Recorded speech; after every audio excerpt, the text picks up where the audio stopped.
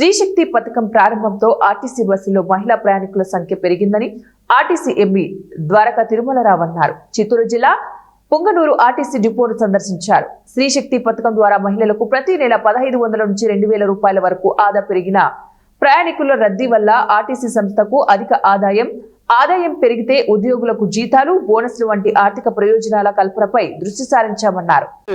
అంతర్రాష్ట్ర సర్వీసులన్నిటి కూడా ఒక ఒప్పందం ఉంటుంది రెండు రాష్ట్రాల మధ్య.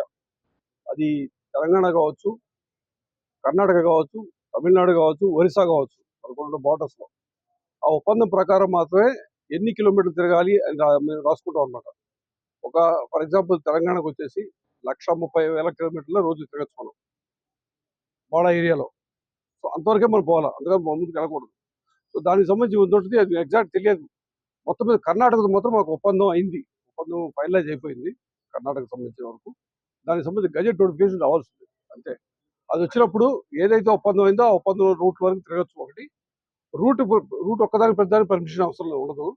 ఎంత మ్యాక్సిమం ఉండాలి రూట్కి ఎలాగో పర్మిషన్ ఉంటుంది. అంటే వాళ్ళు మన ఏరియాలో కొంత తిరుగుతారు, వాళ్ళ బస్సు మన ఏరియాలో తిరుగుద్ది, మన బస్సు వాళ్ళ ఏరియాలో తిరుగుద్ది. ఇంటికి ఏమవుతుందంటే ఈ ఒప్పందం ప్రకారం తిరిగినప్పుడు నేను అక్కడ ట్యాక్స్ కట్టాల్సిన అవసరం, అదేదో వాళ్ళ బస్సులకు వచ్చి వాళ్ళు ట్యాక్స్ కట్టరు, ఒప్పందం దాటినప్పుడు కట్టాల్సి వస్తుంది.